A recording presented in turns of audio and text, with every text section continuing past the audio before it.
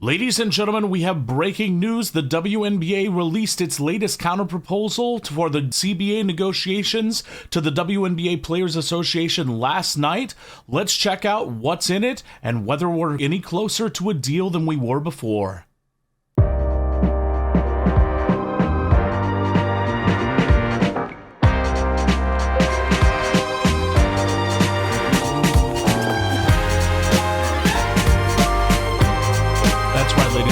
Welcome back to the CC Report, and today we have the latest in the CBA negotiations. We learned today that last night the WNBA submitted their most recent counterproposal in the CBA negotiations to the WNBA Players Association. We have Annie Costabile with Front Office Sports on the story. The headline: WNBA proposes same salary cap in new CBA offer.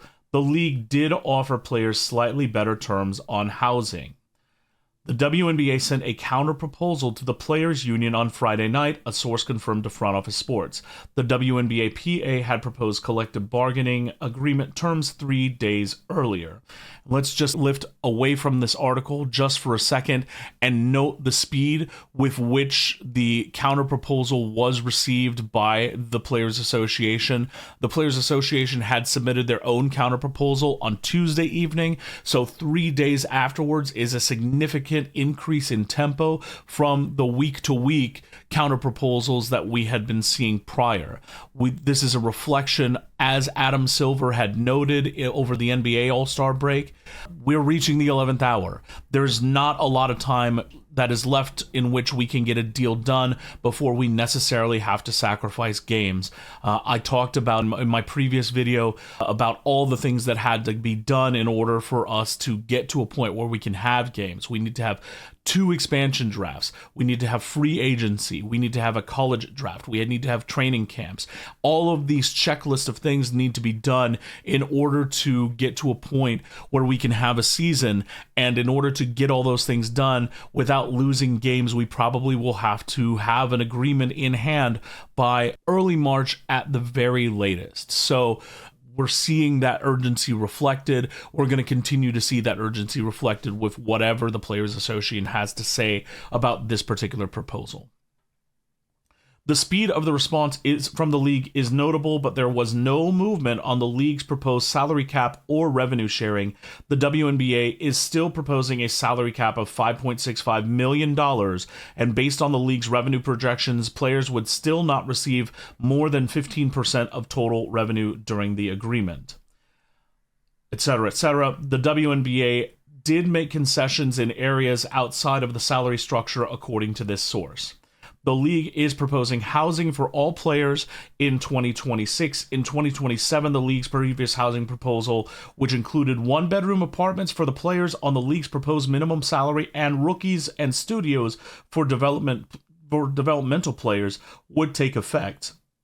The 1-bedroom offering would be phased out after the 2028 season, but the studio apartments would be provided throughout the life of the deal. And the article goes on from there. With regard to housing and all that sort of stuff, that is essentially the same proposal as the players had made in their previous proposal.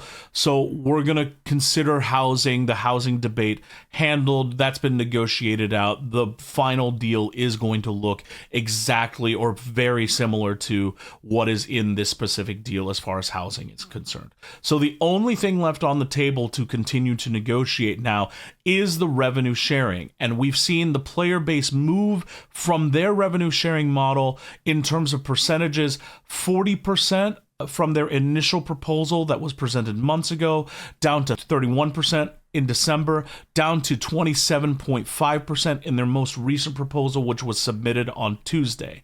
We have seen no movement whatsoever from the ownership side in terms of what they want their revenue share model to look like. It was 70% net revenue share months ago. It was 70% net revenue share in their proposal 2 weeks ago, and it is 70% net revenue share now. And the question now becomes, why is the league so reluctant to move off of the 70% and to try and compromise with their player base why is the league so dead set on 70% net? And the reason is a couple of reasons.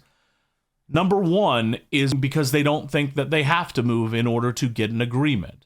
The people that are negotiating on behalf of the league, it is their duty to come out of these negotiations with the best possible deal from an ownership perspective. And it is their calculation that the player base, with their lessened ability to withstand economic pain in comparison with the ownership group, who are used to their WNBA teams not making money, who are billionaires for the most part, who also own NBA teams for the most part, it is the calculation of those negotiating for the ownership group that their ownership group is more able to withstand economic pain than the player base is, and that ultimately the players are going to lose this game of chicken, and that they're not going to have to move at all in order for them to get an agreement signed.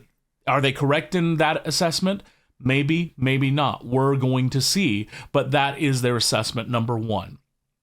Number two, the reason that they're not willing to move off of this 70% net is because they view it already as a substantial financial gain from the playership base. They feel like they've already conceded enough in order to get a deal done. And you know what? They're not wrong in this assessment in terms of the idea that they have given up a lot of capital already in these negotiations up front.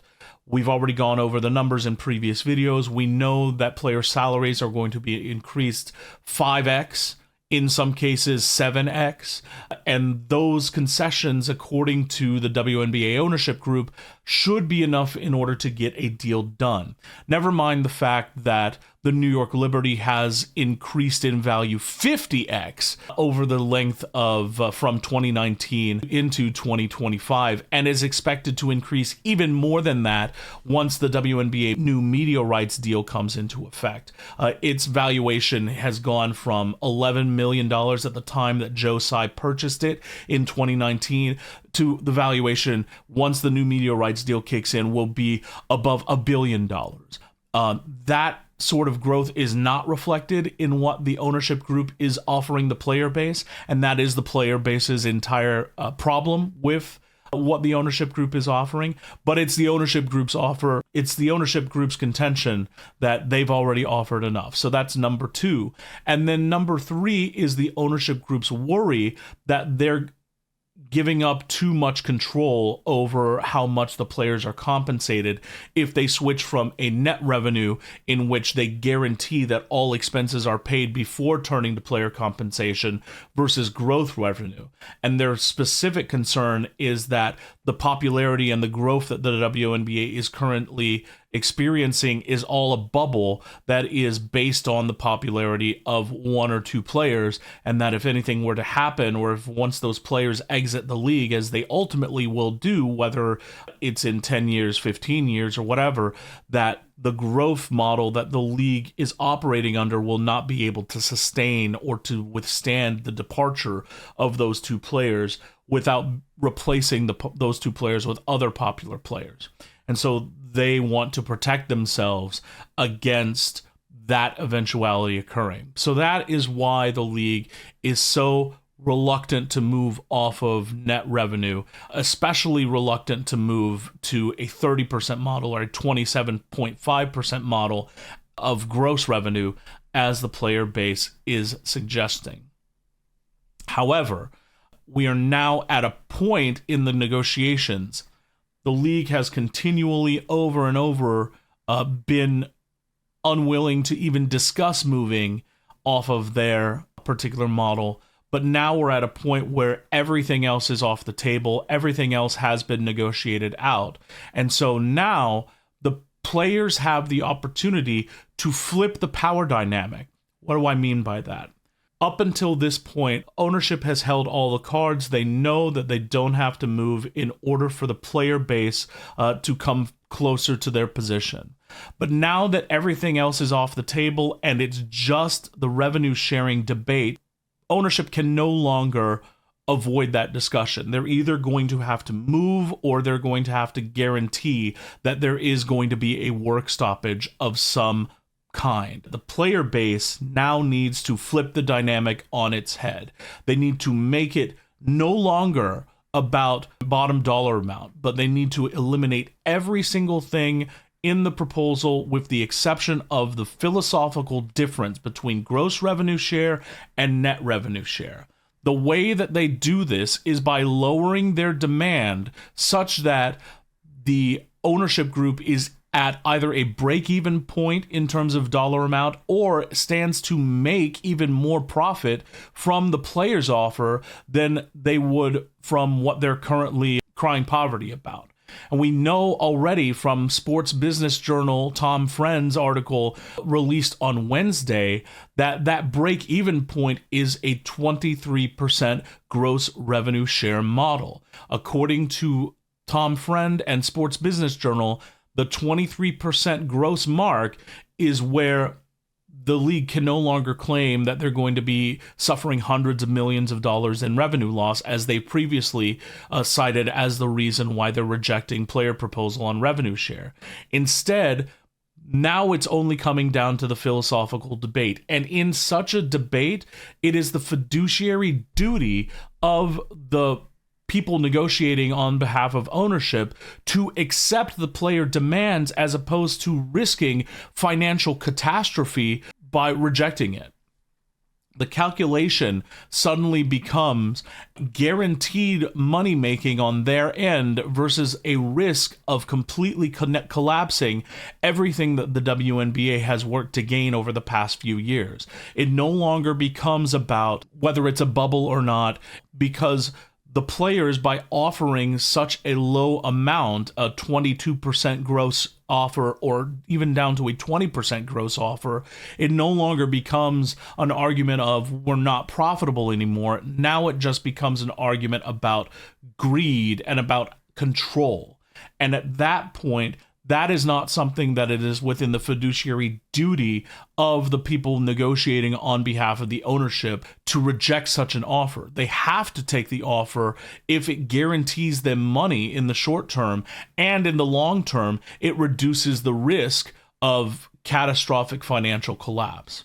So that ultimately is where I think that we're going with all of this. The player base, in my opinion, needs to release their next offer. They need to do it soon because obviously we're still under the gun.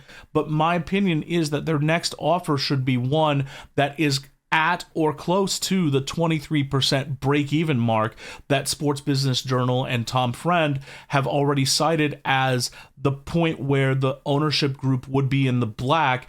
That is the point where they can no longer afford to say no. That is the point where they have to come off of their net revenue stance. That is the point where compromise can exist. So where do we stand right now? On its surface, things are looking okay from a non-revenue sharing standpoint. We've reached consensus on basically everything, but from a revenue sharing standpoint, we're still extremely far apart. The league has refused to budge an inch from their initial revenue sharing stance of 70% net. However, it is within the player's power to completely flip this dynamic on its head by taking the narrative that so far the ownership group has successfully run, the idea that they would lose hundreds of millions of dollars if they accepted the player's gross revenue model. And instead of running with that narrative, now the players can claim that by the league's own math, if we present this percentage, the 22% of gross revenue, now the league stands to gain money from accepting this player proposal, and therefore the only reason for the league to hold out any longer would be to maximize their profit share while at the same time risking complete financial collapse. It is not in the league's best interest to do that. I think this is the way out. So we're going to have to see if the players are willing to go down that far. 22% is a significant concession. It's about 5.5 percentage points down from what they've already conceded. So it's conceivable that they may not want to go that far just yet. But frankly, We're under the gun here. We've got 7 days left. That's room for maybe one more round of proposals before we have the ultimate proposal, before we start losing games. I personally would say dispense with all of that. Now let's get down to the offer where it just becomes about the philosophical difference. If you can give ownership a model in which they still stand to gain money, you get your structural concession that you want, and it's a huge concession for the future of CBA negotiations. If you can offer that proposal and that's your next proposal, hopefully that's the way out of this. Hopefully the league recognizes that it's not worth the risk of destroying everything that the WNBA has worked for. Hopefully that's the way out of it. Let's hope that we can do it, because I am sick and tired of these CBA negotiations. What do you guys think? Do you think that this is an avenue that we can potentially pursue? Do you think that this is something that the players should offer right away, or should they go down just a few more percentage points and see if we can do one more round of these? Do you think that the league would even accept a 22% gross revenue share, even though that would leave them in the black? Let me know in the comments below. If you like the video, please don't forget to subscribe and tell your friends. We're already over 100 subscribers, which is unbelievable. We are also on Spotify, we are on TikTok, we are on Facebook at CC22 Report on all of those platforms, and please make sure that you check those out as well. Ladies and gentlemen, hopefully we're nearing the end of this. I'll see you in the next one.